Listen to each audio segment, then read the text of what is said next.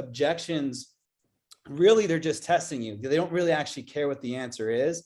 They just want to see how you react to it. So if you give a really long explanation and try to answer that objection, you come off needy and kind of salesy and almost like non-trustworthy. But if you're just ignoring the objection like it's a dumb objection and just like, perfect, that's actually why I'm calling, back to script, you come off very confident. I mean, if you want to say something at all for an objection, try to keep it down to one sentence. I think anything longer than a sentence, you're giving it too much breath and you're coming off insecure and salesy, okay? I'm like, what's the dream of? What's the hope in? What's the doubt for? Live to no end. This is living. The life I've been given's a gift. If I'm a living, I'ma live it to death. So what's the dream of? What's the hope in? What's the doubt for? And live to no end. This is living. The life I've been given's a gift. If I'm a living, I'ma live it to death. Yeah. All right. Welcome everybody to the Living Hope Agency Call. Tonight, I'm so excited to be able to have one of our special guests on here, Mr. Ryan Reynolds. Not to be confused with Deadpool, but to be, Ryan is an absolute animal when it comes to insurance sales. He's somebody who has earned multiple hundreds of thousands of dollars over the last decade, every single year in a row, doing insurance out in the field. But where he's really evolved here over the last little bit, especially coming to Family First Life, is he's mastered the telesales approach, which is something that we're really evolving to as a company. So I'm super excited to have Ryan on the call. So, hey, Ryan, did you make it with us? Yes, I'm muted now. Can you hear me loud and clear? I can hear you loud and clear. You're looking good, man. Thank you so much for joining us.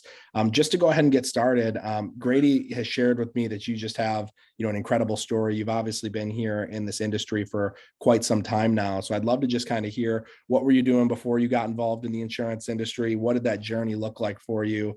And obviously, how'd you find your way to Family First Life? And if you could just kind of, thread in how you did some in the field sales for a really long time and just how you've evolved into telesales.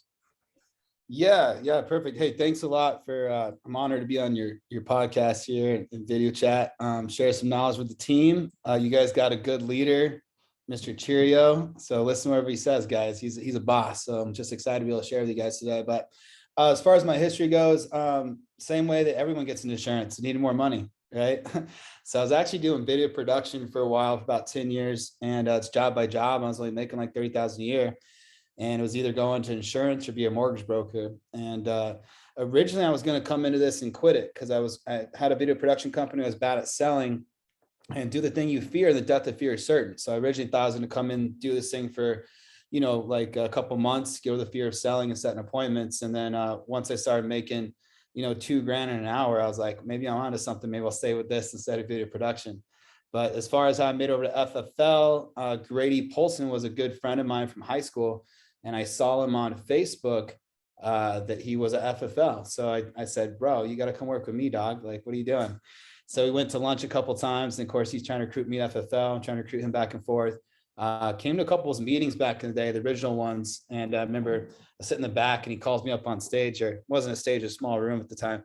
And started asking me to teach the class. And then afterwards, everyone's asking me questions. They're like, are you with FFL? And I was like, no, man, he's just one of my good buddies. They're like, so it's kind of funny, but going back and forth after 3 years, kind of watching where he's gone. And the incredible thing about Family First, when I came here, it's the place to where we can grow the fastest, right? So if you want to build a team, this is the place to do it.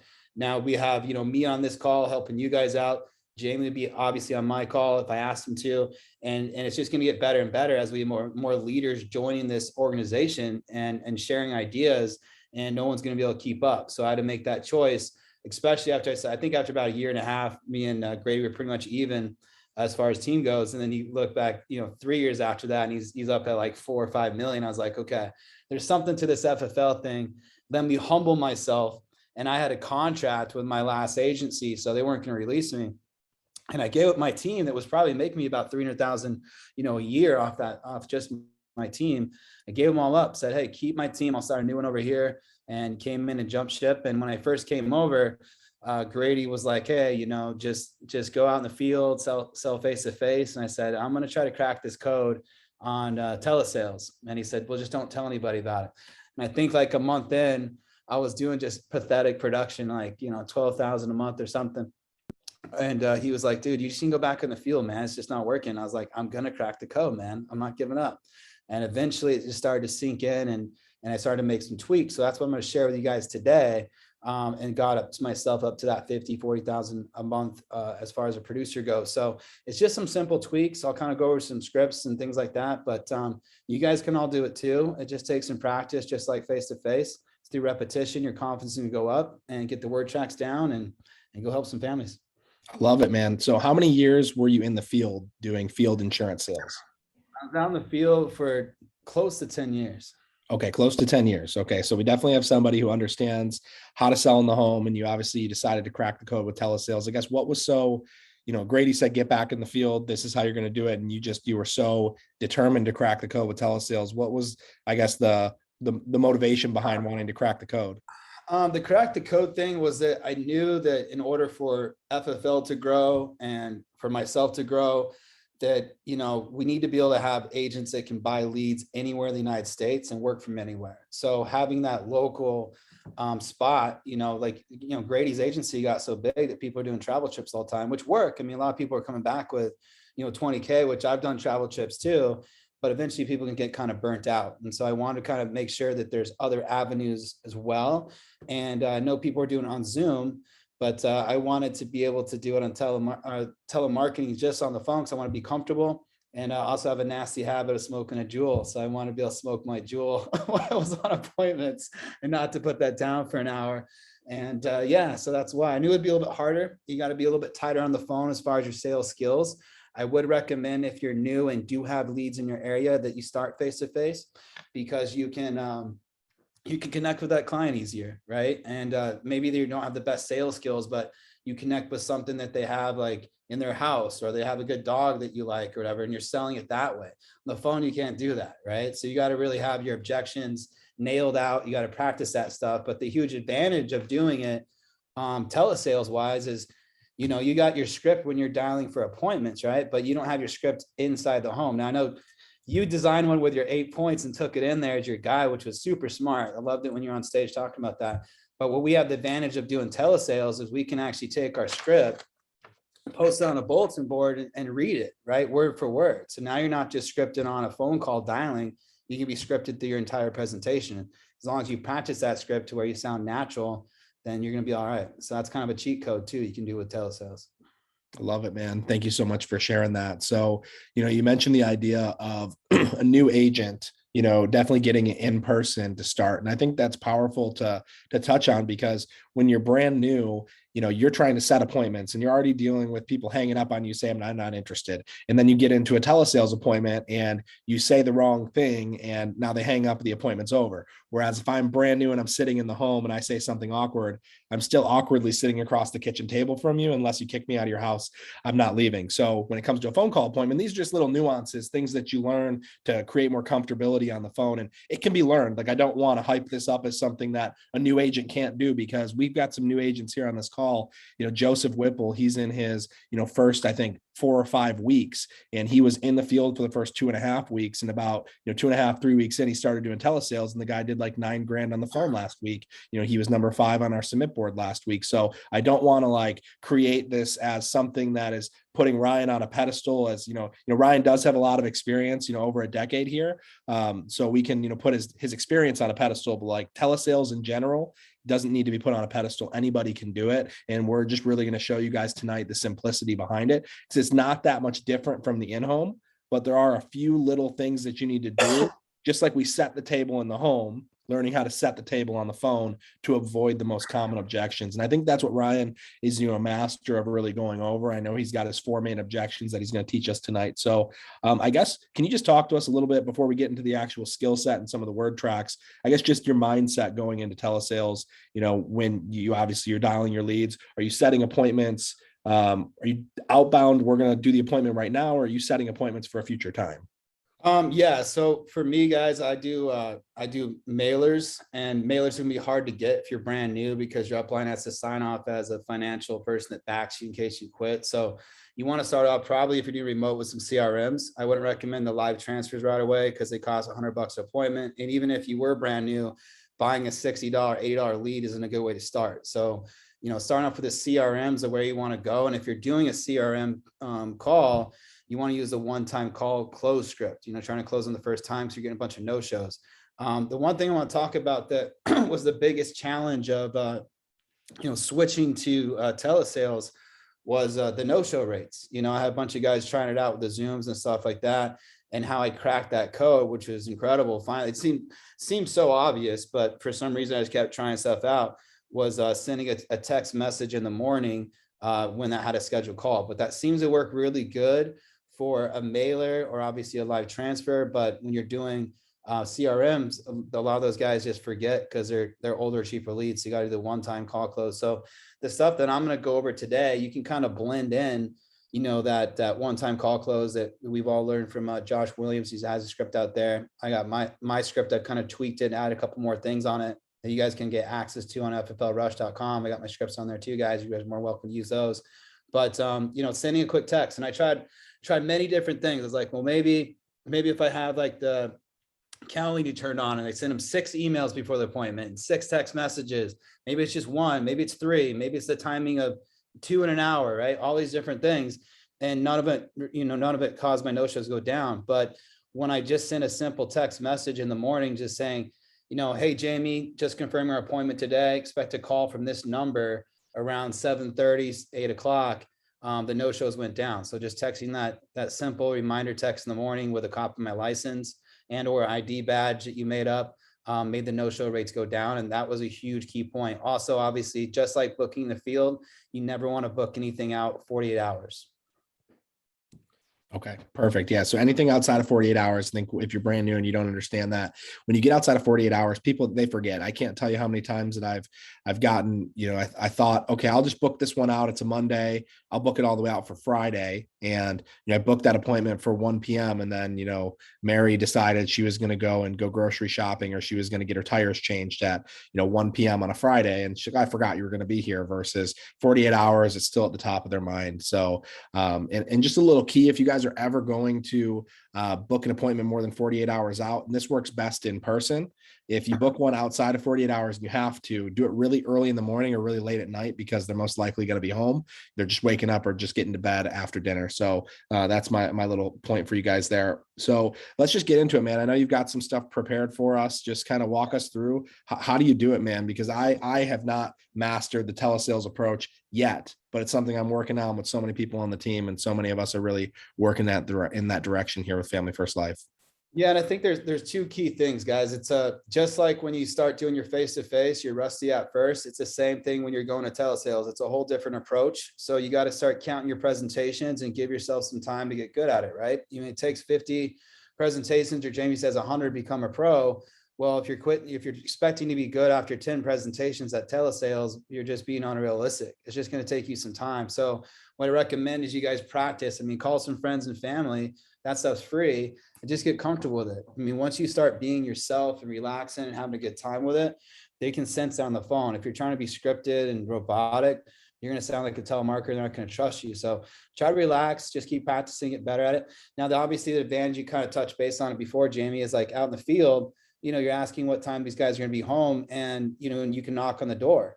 You're not going to get that luxury. So the key is really tying it down. If you are going to book an appointment, which I'm going to go over here in a second, I'll kind of do the script for you guys, and really making sure you're tying it down at the end. Okay. And I think that with any script, even if you're doing face-to-face, when I was out in the field, my no-show rates are probably like 10%, because I understood that half the call was getting to the point where they pick a time. And I'm only halfway done. Now the rest of the half the call is tying it down. So I'm going to kind of go over a couple of those points today, but any more quick questions, and I'll jump into the actual script of how you set an appointment.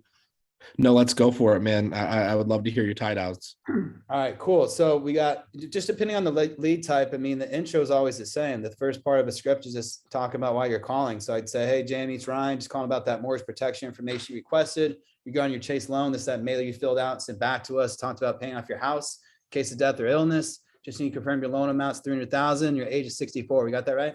That's correct. Final expense. Hey, James, this is Ryan getting back to you on that state regular final expense programs that cover your burial expenses. Regarding that response on Facebook, just authenticate this call. Looks like your favorite hobby is dancing. Okay. Which is awesome. Yep. Break dancing. It looks like you had mentioned here. And your birthday's 6/21. Got that right? That's correct. Life insurance, same thing. Getting back to you on state regular life insurance. So it doesn't really matter. Hey, Jamie. And the key that I think I see a lot of people do is they start their call off with a question. To me, I don't like that, because if I'm going, hey, Jamie's now the defense, because he knows right away I don't know him. right? And he's ready for some rebuttals. He's like, okay, I don't know this person. He's defensive. So I would just go right into it. I mean, who else is going to answer the phone? Most people put their cell phones down this day. If it's the wrong person or their wife or whatever, they're going to tell you, hey, this isn't Mark, right? So just go into it right away. Hey, Jamie, this is Ryan. Get back to you on that information you requested on whatever that lead type is, right? Next part is, okay, great. I can't go over this right now because I have other appointments scheduled. What time do you get home from work? 5 p.m. All right. So this is going to tell me what kind of options I can give him. It's going to tell me if he's working or not. I don't have to ask him if he's retired. If he says retired, I'm going to know he's retired. If I go, what time you get home from work? Now I'm retired. Then I'd say, okay, then I'm just get forward. Oh, it's awesome. I can't wait till I'm retired, right? But this is just basically telling me when I can book the appointment. So he's gonna be home, right? Okay. Okay. So what triggered you fill out the So what triggered you fill out the form and mail it back? What was your concern? I just wanted to make sure that if I passed away, that my wife and kids were taken care of, the house was paid off. Okay, great. Now most people are gonna say, I thought I had to. Okay. So if they do Okay. say I thought I had to. okay, well, it's not required, but I'm the medical field underwriter assigned to you to go over those plans you qualify for to protect your family just in case of death, okay, or illness or disability. There's several different plans and options, and you can pick the plan that fits your budget. That being said, and it's okay either way, is this protection you wanted or not? Yeah, it's protection I wanted. Okay, now what I'm doing there, guys, it's a takeaway. And, if I'm not booking appointments for people that really aren't that interested. And if they say not, I'm going to dig into why. So I'm not scheduling a no-show, right? Okay. I'm not interested in that protection. Okay. Well, why is that? You fill out a form. Do you have a family you don't care about, or? I've got a family I care about. I thought I had to fill it out. I didn't really know what it was. Yeah. So I'm the information guy. It just kind of goes over that. Is there a reason why you fill out a form and you didn't want to get at least information on how to protect your family? I mean, I'm guessing you care about them, right? Of course I care about them. Okay. Well, I mean, if they really fight me on it, Jamie, I'm not going to push it too hard because I know that guy's going to no-show me, right? For sure. So usually most people do say yes to that. Okay. But a couple of people do say no. I might ask a little bit. If they're pushing me too hard on it, then I'm just not going to schedule it. But hey, do me a favor and don't fill out any mailers or ask for help if you don't want it. Okay. Okay. Perfect. Okay. All right. So then I'd say, hey, let me see what I've left for the area. It looks like tomorrow you said 5:30. I got a 6:30 or a 7 available. What time works for you? I should probably be home by 6:30. 6:30. Okay. And then who is your beneficiary going to be? My wife, Katie. Okay. And then what time's Katie get home from work? She stays home. Okay. So she stay at home, mom. Okay. And then, so do you think she's required to be there as well? Can she make that 6:30? Yeah, I'll be sitting next to her. Okay. Just need to grab a pen for that confirmation number. Let me know when you're ready. Okay, I got it. All right. 7W52. This is security code. So you make sure you have that on a file so we can make sure that when you answer the phone, we're talking to the right person. Okay. Okay. Let you receive a call. Write this down between 6:30 and 7. Okay. That day is going to be tomorrow, which is Tuesday. And that's October 22nd. I guess it's November now. November 22nd. My name's Ryan Reynolds. And just like that, you're Deadpool. And my license number is 1, 2, 3, 4, 5, 6, 7. All right. Can you go ahead and read that back to me, Jamie? Make sure you have that right. Yep. I got 1, 2, 3, 4, 5, 6, 7. Okay. What's the day? It's going to be Tuesday, the 22nd, and it's between 6:30 and 7. What's that confirmation number? 5W7 something. All right. What you have down for my name? Ryan Reynolds, like Deadpool. Right. So that's what you want to do every time, guys. If they're saying one thing, you're making sure they repeat every single thing back. You're doing two things, guys. You're trying to get them to remember the appointment, right? So visually I've written it down. Now you're making it say it. So the more things we can kind of keep saying over and over again, it's the same thing in a presentation. You want to repeat things 5 times. 50% of what you're saying is not being heard, right? So you got to repeat, double it, triple it up. So it's actually getting through to that client. Okay. I bet you half of the stuff I'm saying right now, people are paying attention to even on this call. So think about that, right? So the more you can repeat stuff, the better. All right. So then I'd say, is there any reason you can think of right now, Jamie, why you wouldn't be home tomorrow at 6:30? Like maybe you got a doctor's appointment, stop in the grocery store, got poker night with the boys, maybe like a dance recital with your daughter. Anything you can think of right now? No reason I wouldn't be home. Only reason I wouldn't answer the phone is if I got a crying baby. Okay. And then if I call you, you call me right back there, right? Yeah, I do my best to return the phone calls. And then Jamie, can you do me a favor so you don't forget? I mean, I don't know how you remember your doctor's appointments, but can you put something like a note in the fridge, maybe a note in your calendar, maybe set an alarm on your phone, something like that? Can you do that for me? Yeah, I can do that. And can you do that right now for me? Yeah, I can do that right now. Give me a sec. Awesome. Should only take Okay. 2 seconds. Got it. Hey, I appreciate you doing that. I just got a lot of families to help. So I want to make sure you're going to be there and we can knock this out. Hey, I'm going to go ahead and text you my credentials after this call so you can look me up and verify me. Okay. We're looking forward to working with you, helping your family. Again, that's Tuesday. See, third time. That's tomorrow, Tuesday at 6:30, between 6:30 and 7. Expect that call. And yeah, we'll see you then. So, I mean, you're triple verifying the information. You're increasing credibility and reducing sales pressure. You're not super salesy, but it's like you're very natural in, lead, guide, direct the client. Tell them exactly what we're going to do. You say, okay, can you do that right now? I mean, when you're able to, you're not trying to do that in like a rude way in any way, but it's like, hey, can you do me a quick favor? Can you do that right now? And it's like, if they actually do it, the likelihood of them showing up to an appointment, it's exponential through the roof. I do the exact same thing when I'm booking in the field appointments. And can you read that confirmation code back to me? They don't write it. Okay. Can you actually go grab a pen and paper for me? No. Okay. Was this your cell phone? Can it receive a text message? Yes. All right. I'm going to send you over the information. And then can you send me back a text letting me know you received it? It's just like, whatever it is, it's lead guide direct, create control. So I love that, man. So now we booked the appointment and it's 6:30 on Tuesday. Before we jump on to the appointment thing, I think that we want to talk about objections, right? So Oh, please. Yeah.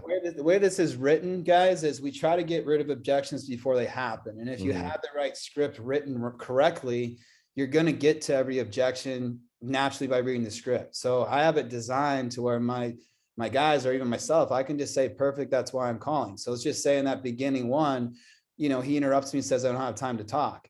The next line after that first opening paragraph is, perfect, that's why I call him. Okay, great. I can't go over this right now because I have their appointment scheduled. What time are you going from work? So it's going to answer that one right away. If they go, how much does it cost? I have it right there. Perfect. So you can pick, there's several different plans and perfect. That's why I'm calling. There's several different plans and options. You can pick the plan that fits your budget. That being said, is this protection you want or not? So the script's going to answer all that as long as you go back to it and say, perfect, that's why I'm calling. And most good scripts will have every single objection you possibly can get in that script. So just ignore the objection. Perfect. That's why I'm calling. Back to the script. I think that's the easiest thing for new people to do and say, and the script's going to answer that rebuttal automatically for you. The key is, like, if you give to me, I know that there's a lot of rebuttals out there that are kind of long-winded. And the way that I like to think of it is, think about when you're back in the day and you were dating. And when you're texting a girl in a long paragraph, you came off needy, right? But when you're in that confident state of mind, a girl would text you and say, what's up? Nothing, nice and short, right? So that same thing kind of applies when you're doing rebuttals. I feel like all my years of doing this, objections, really, they're just testing you. They don't really actually care what the answer is. They just want to see how you react to it. So if you give a really long explanation and try to answer that objection, you come off needy and kind of salesy and almost like non-trustworthy.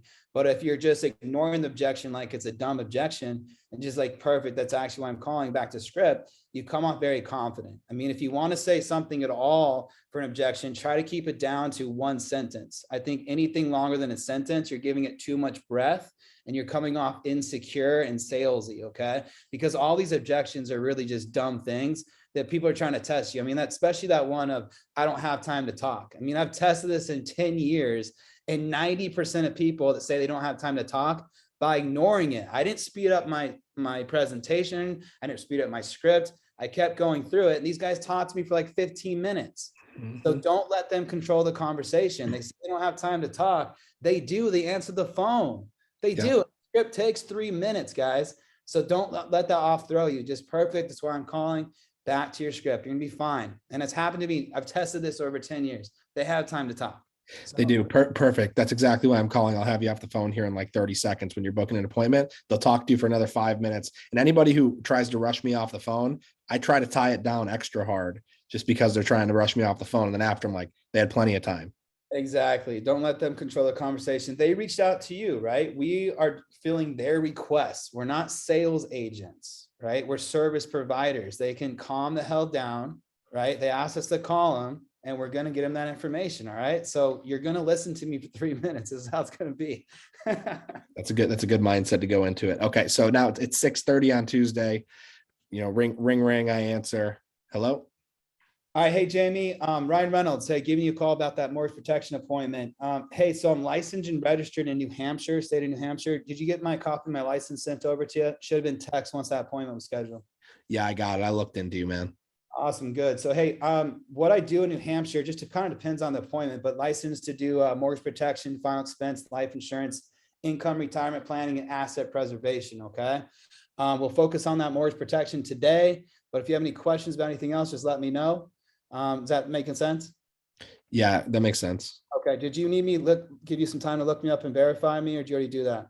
No, I already did that. Okay, great. So what I'm called, Jamie, is what's called that's the trust one, right? So we just nailed trust, right? So you really want to spend a big, if you're doing remote on the CRM, I wouldn't. It's almost like you want to be more assumptive with the CRM and give it less breadth, but like on a mailer or live transfer, I'd go more the route of this and kind of establishing some more trust up front. CRM, it's kind of like an internet lead. You got to be more assumptive and kind of less breadth is almost better, but that's how I kind of overcome trust. Okay. Shopping, next one, the next objection we get, let's just go to the 4 ones real quick, Sue, and I'll kind of nail them for you guys. We got trust here, right? We got to cover trust, shopping, think about it, need, and price. These are the 5 main reasons people don't buy a policy. So we just nailed trust. They know who I am, establish that. Now we're going to shopping, right? So what I'm called is a medical field underwriter. What this means is I'm not your traditional agent, works for one company, a few products. I'm more like a broker, so I have access to over 30 A and best A-rated companies. They're the best of the best, like John Hancock, Aetna, Mutual of Omaha, Transamerica, etc. Sure, you've heard of some of these, if not all of them, correct? Yes, that's correct. All right, great. So what I'm gonna do today is spend about 3 minutes on some medical questions and kind of based off your age and health, I'm gonna shop those 30 A-rated carriers and first see what you qualify for, and second, what the lowest cost plans are. Does that make sense how I'm shopping multiple carriers for today for the lowest cost? Yeah, that makes sense. Okay, so I should have nailed shopping there, right? And you can see I'm mentioning 30 A+ rated carriers twice in case they weren't listening, because these clients don't listen very often. Okay. So think about it. Next time we think about it. All right. So once we figure out what makes the most sense based on protection affordability, what we're going to do is put in a request for coverage and see if we can get you approved. Okay. That way you're not having to think about something you might not qualify for. Now, the insurance companies, they need to think about it more than you, right? Because they're the ones taking that risk if you're to die tomorrow. Sometimes they'll approve you, sometimes they'll decline you. Okay. If you do get approved, this is where you're going to have 30 days to think about it and make changes to the policy. Does it make sense that you're going to have 30 days to think about it if you get approved? Yeah, that makes sense. Okay. And it doesn't make sense to think about something that you don't know if you can get yet, right? Yeah. Okay. So I'm glad we're on the same page there.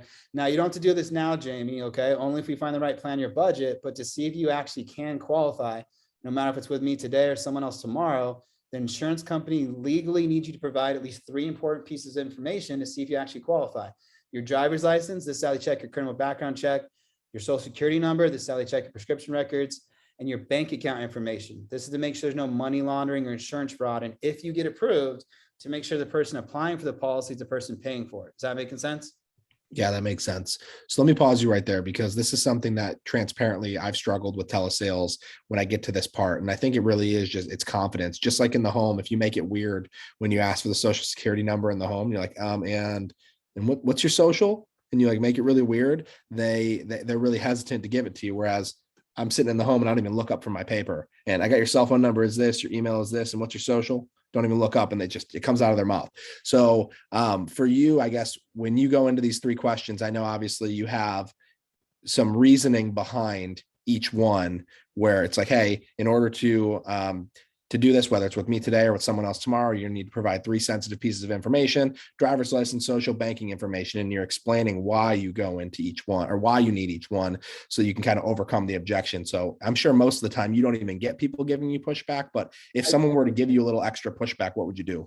Let's do it. Let's do a role play where we give me some pushback, because usually it's the bank account information one. So sure. I have a perfect response, and you guys better get some notes out and ready to write stuff down. Okay. So good with the driver's license, good with the social. I'm not really comfortable giving my banking information over the phone.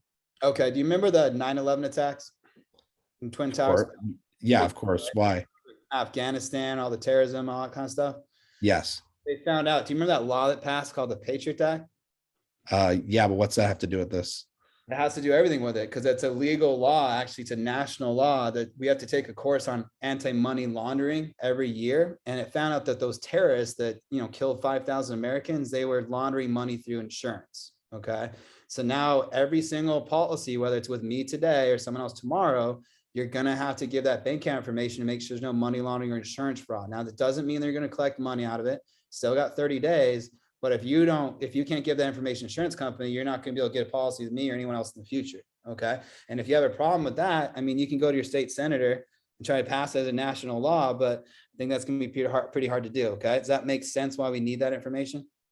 Yeah, that makes sense. I don't know if I'm comfortable giving you my banking information today, regardless.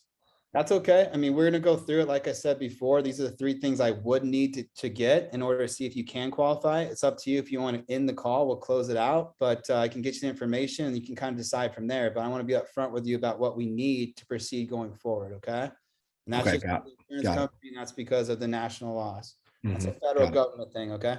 Yeah. And like the cool thing is, like, even though I'm giving you multiple pushbacks, it's like you're not getting emotional. Your voice inflection doesn't go up. You're not getting defensive. You're just like, listen, like this is how it is. Whether it's with me today or someone else tomorrow, you're gonna have to provide this to somebody. Like, then you can go back to the why. You said at the beginning of the call, this is why you wanted to do this. Obviously, is that still important to you to get that information? Yes. Okay. Shall we proceed? Yes. Okay. Right. I may even be even more rude and say, look, if do you care about your family or not? Because I mean, you're going to have to provide this stuff at some point. I mean, if you don't care about your family, I guess we should hang up the call. But if you do care about your family, then let's proceed forward. And you're much more bold than me. And just know, guys, that you can take what you like, take what you don't like, chew it up, spit it out, swallow what you like, use discernment, figure out what you like. And, if your style bodes well with Ryan's, awesome. If there's some things you're like, okay, I don't know if I have that personality. If you don't have that personality, it's probably going to come off weird too. And they're going to be like, oh, that was awkward. So you kind of fill out the client you're talking to, right? I mean, it needs to be said, I think the key here, guys, is we're not salespeople, right? If you're a salesperson, you're trying to be nice.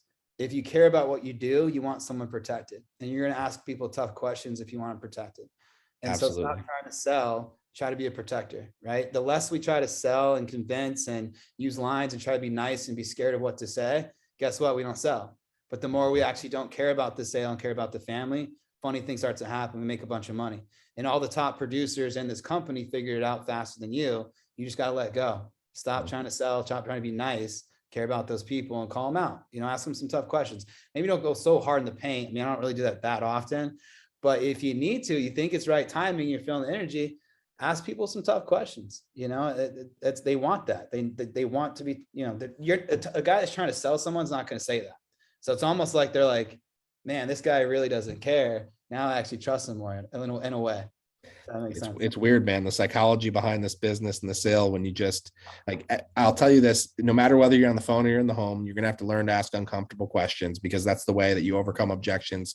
No matter what it is to dig deeper into uncomfortable questions. So whether you say it with that personality or a different personality or that specific word track or another one, regardless, the principle is you have to learn how to ask uncomfortable questions or you'll never really succeed at this business at a high level. So, all right. Do we have a couple more objections to go through? No, we'll jump into the next one. So next would be needs. So I'd say, hey, Jamie, what were your thoughts when you filled out this request? I just wanted to make sure that my wife was not left with any burdens. Gotcha. And usually they're not that easy. And go, oh, I want to look into it. Yeah, I wanted to just look into it. Okay. And when you buy like a life insurance policy, or if you do buy one today, what do you want to accomplish? Pay off the house. To pay off the house. Okay. And then who are you trying to protect, Jamie? My wife, Katie. Okay. And then are you looking for coverage on both of you guys or just yourself? I mean, let's take care of me first. And maybe if we have time, we can talk about her. I make the most money. Okay. And usually I wouldn't be even doing this appointment if it was just Jamie. So I'd be talking to both of you guys, but this is the need one, guys. So being curious, right? So we don't want to make statements. Where a lot of people mess up is they make statements like, hey, you need to have this in place because you could die and this is what could happen, blah, blah, blah, blah, blah. That's a statement. We want to be asking questions. So in need, you're asking the questions and guiding them to get the answers you want, right? So be curious. That's someone that's trying to help protect. A salesman's giving statements and telling what they should do, right? Mm-hmm. So imagine, Jamie, you pass away tonight, okay? Describe what happens to your life tomorrow financially. My wife has to sell the house and move in with her family, and there's a big income loss.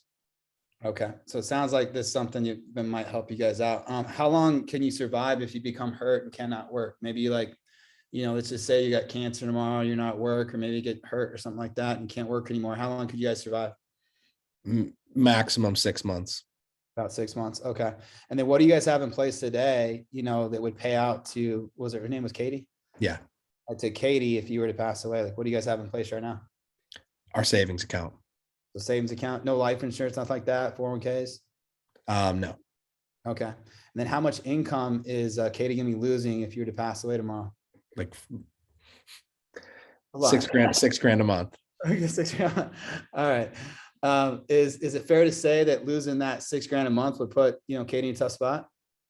Definitely. She couldn't pay the mortgage. Okay.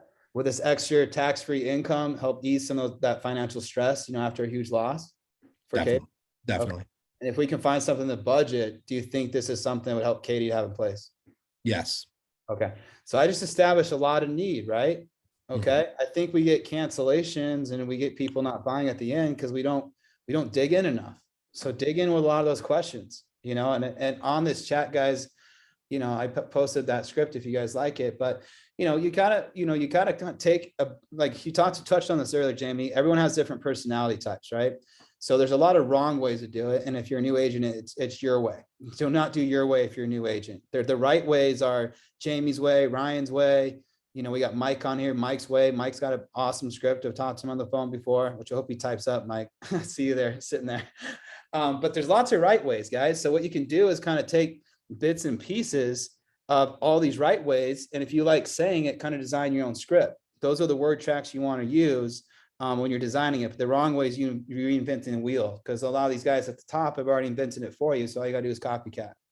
Absolutely. So one thing I want to get back into before we keep going is, so let's say you're sitting on the phone with Katie and I. How do you bring the spouse into it? Because in the home, it's easy. I'm sitting across the table from husband and wife, and I can look at Katie and I can say, hey, so if Jamie passes away tomorrow, what does it look like for you? And I have her describe it out loud so that he can hear it. Do you do anything like that on the phone? Yeah, it's just every, basically when I'm reserving that appointment, I'm saying, hey, she's required to be there as well. Can she make that time? When they answer, I don't do anything. I don't say hello. It's like, hey, John, how's it going? It looks like we got you and Katie here today. Is mine speakerphone?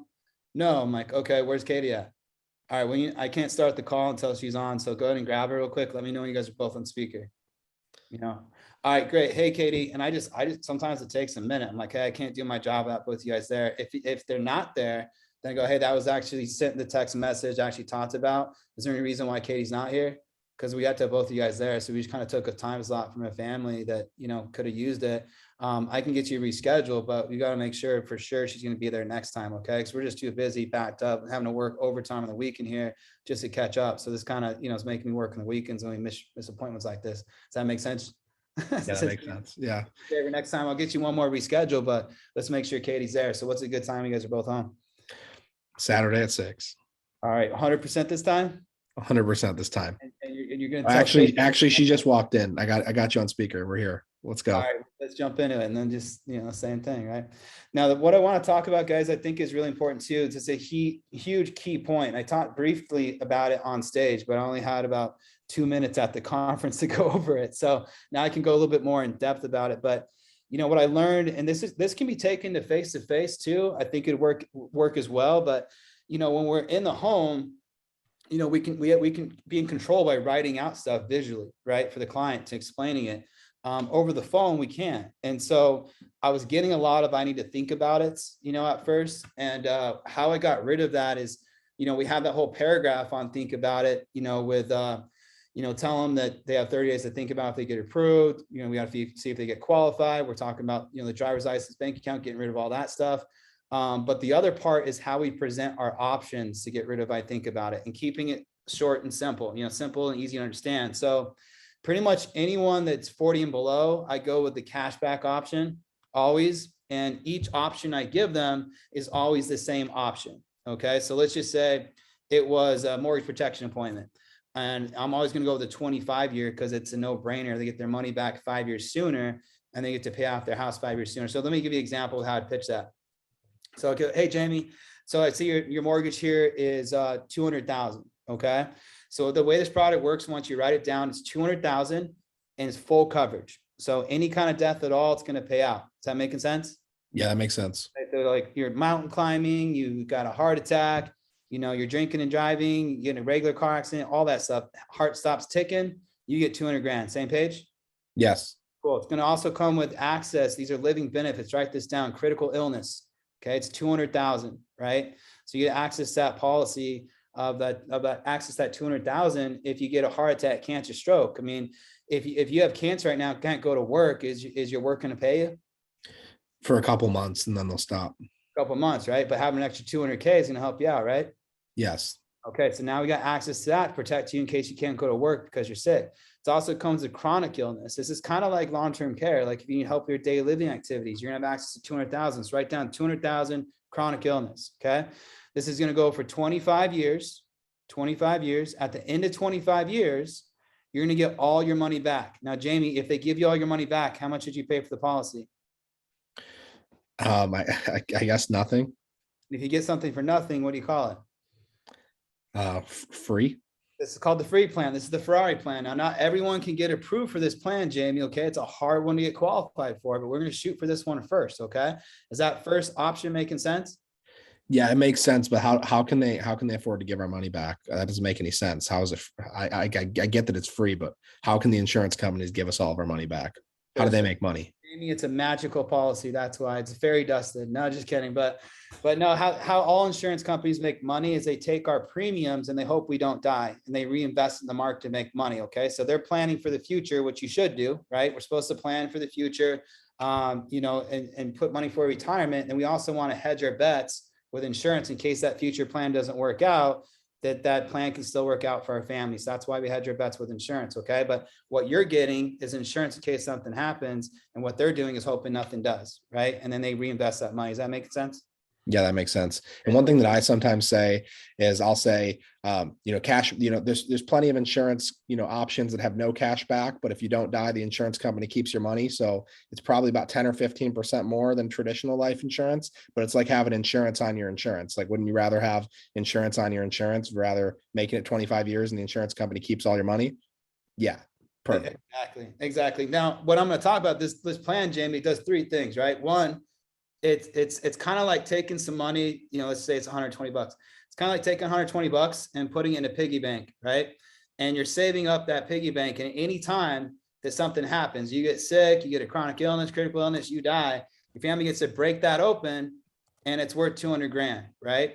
But at the end of that 25 years, you get to break it open, all your money's still there. Okay. So that's the first thing it does. It protects you. Plus it's free because you get the money back. And it does a third thing. It cuts your loan short by 5 years. So you're saving yourself 5 years of mortgage payments because that money you get back, you can now pay off your loan. So it's a triple whammy. Protects your family, no brainer. Free, no brainer. Cut your loan short by 5 years, no brainer. Okay, is this one making sense? Yes. Okay, so let's go over the second option. The second option is paying off half your house. So it's 100,000 full coverage, 100,000 critical, 100,000 chronic, 25 years, all your money back. And it's $70 a month. Okay. Now we can't make a decision today, Jamie, because we don't know if you're going to qualify, but if you could qualify, which I hope you do, it's a Ferrari plan. Which one makes the most sense based on protection affordability? So what I did there is I made it a simple choice because once they understand the first one, they understand the second one, right? I'm not going, hey, this one's 25 years with return of premium. This one actually over here has disability. It's just an accidental, actually just a term. This is a 30-year. You're not changing the variables. So you're always keeping your first option the same, pitching the highest one first, so they're not price shock, right? If you're pitching your first one's $230 and the next one's 120, well, 120 doesn't seem so high anymore. If you're starting off with a $40 one and then the next one's 120 seems pretty high, right? So I always keep it the same. If it's a term, pretty much 40 to 60, I'm always doing a 20-year term. 40 to 60, 20-year term, no return of premium because it just gets too expensive at that point, okay? So if it's the term, I'm like, hey, this is a 20-year term, and it's 200,000 for 120 bucks. This is a 20-year term for 100,000 for 60 bucks. Which one do you think would make the most sense? So I'm not, if it go for the accidental, a lot of times, like if someone's like, say in their 50s, 60s, 70s, and they already have a term or a bunch of coverage already, I'm going right to accidental. Hey, this is the $500,000 plan. This is the $300,000 plan. This is the cost, is the cost. They're both accidental. So I'm not changing products too much. Now, off of those two products, once I say which one makes the most sense, you want to be quiet, give them some time. Sometimes it's 5 minutes. If the client, this is the best line ever, dude. I do this all the time. I actually just closed 2 of them yesterday, protected 2 families doing this. They go, oh yeah, we need time to think on this, right? It's a husband and wife. We need to discuss this amongst each other. Perfect. That's great. I think that's a good idea. Throw me on mute. I'll be here if you need me or have any questions. So go ahead and throw me on mute right now and discuss it. That's good. They come back like 5 minutes later and always usually pick one. So just give them some time to think about it. If they ever say they need time, go, yeah, go ahead, throw me on mute. I'll be here if you have any questions. Sometimes it's like 10 minutes I'm on mute, but most of the time, I'd say 80% they come back and they get a policy. That's good. I mean, there's times when I'm in the home as well, and they go, well, we need to think about it. Okay, perfect. I'm going to step outside real quick. I actually have an agent to call. I'll be back in 5 minutes. Step outside, come back in with the middle one. Perfect. So. Exactly. Now, the one thing I think is really important for you guys to understand, and we want to prevent these chargebacks, is that once you get that thing sold, you're not done yet, right? You still got another 10 minutes here to solidify the appointment. So the things that I like to do is talk about, and I posted those in your chat here, but there's 3 things you got to do still. Okay. The first one is I always make them save my number. So I actually have in my contact in my phone, like a nice picture of me. It says Ryan Reynolds life insurance. They can Google me if they forget my name, or do a search for me.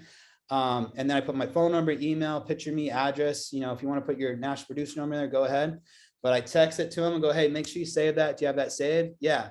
Okay. The next thing you want to do is get referrals, right?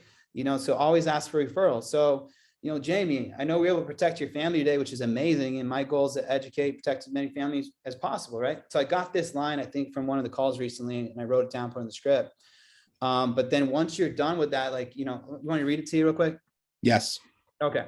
So my goal is to educate you and protect as many families as possible. And, not only due to the pandemic this last year, it's been crazy, but specifically because of the lack of knowledge out there. Okay. So who do you know that could benefit from these products? Most people start with a mom, dad, brother, sister, or something like that. But, hey, it could be anyone, like a coworker, good friend, people you care about. Who could benefit from these products? Do you know anyone? My siblings and one of my business partners, probably. Gotcha. Okay. And what was you got like 2 sisters or brothers? I got two brothers, brother-in-law, and a sister. 2 brothers, brother-in-law, and a sister. Okay. Now, do me a favor here. So now you got my number saved. They probably won't answer my phone call because they don't know, who I am. What I find works best, since they know you, is to send them a group text, with me in it. You know how to send group texts out? Yeah, I can do that. Okay. Can you go ahead and do me a favor and, just send like a group message out, something like, hey, this is Ryan. He helped us out with life insurance. He's amazing. Unless you don't think I'm amazing, but I think I'm amazing. But if you want to add amazing, that'd be cool. Just wanted you to link up with him since you're such a great guy. He's just going to give you some information, but definitely recommend the talk. Do you think you could kind of maybe send that out as a group? And then once I get that group, I can respond back and they're going to kind of know who I am and set them up with a time to get that information to them. Yeah, I can do that. Awesome. And then what we want to do too is stop cancels and replacements, right? So, we don't want to have chargebacks, right? So the key now is, hey, and then I'm glad we got that set. Thanks for doing that. What are the 3 most important reasons why you got this policy in place? To make sure that if I pass away, my wife's taken care of, the house is paid off, to make sure that she doesn't struggle when she loses a bunch of income. And I can't think of a 3rd reason. Okay, well, those are both good reasons, but yeah, protecting the family, obviously having a savings account's good, having that critical illness, all that stuff. Okay. Now I do have to send you over a form. It's an important protection notice. I'm legally required to send that to you. I'm going to text it over to you right now, and I do have to read it to you, and then we're all wrapped up for the day. Okay. So then I'm going to send over this important protection notice. I think I sent you that link, Jamie, if you want to throw it up on screen. Yeah. Which link here? Here, let me post it again real quick. It's this one, Apple copy, boom, and in the message here. All right, if you want to click on that one. It did not send here in the message. It doesn't open up in the chat? It's not in the chat at all. Shoot. Oh, I have it on the right side. I just posted it. Maybe it's not going through. Oh, it's with Corey Direct. Maybe I got to do everyone. everyone. That's what it is. I've been texting that, chatting with just Corey here. All right, there you go, everyone. Okay, All right, perfect. so I actually text this to him and I just read it word for word. So I'm just like, hey guys, so this is an insurance protection notice. We're actually legally required to give this out to you guys. If any sales rep or agent from another company suggests that you cancel, replace, cash in, or just discontinue your life insurance, or if it's mortgage protection, please be very cautious and aware, be cautious of any future replacement attempt. What it looks like, on the call, agent tells you their supervisor and manager needs to check the work for review. No one will call you to service this policy except for the licensed agent, which is me that gave you that form, right? The agent tells you should cancel the policy and go with a company for lower premium. I just stopped 30 A-rated carriers. So if they say it's lower, it's because it's not the same policy. Maybe it's something that it starts off cheap. Every 5 years, the price goes up. Maybe the coverage drops. Maybe it's just an accidental, but be wary of that because I already shopped for you. The agent tells you they're from the bank. Okay, banks do lending, not insurance. Okay, so that's a lie. Always ask the agent for their license ID badge, which I've already sent a copy of it to you guys. So you guys have that. And then just confirm, their license number, Department of Insurance, if you need to, which I already provide that with you as well. Now, replacement can be beneficial. There are many reasons a cancellation or replacement may not be in your best interest, and you can have all the facts. So this notice is just for your awareness, just required to give that out to you guys. Okay. Perfect. Thank you for that. That's it. And that's the call. Okay. Let me know if you guys need anything. Awesome, man. I love it. Okay. Thank you so much, man. So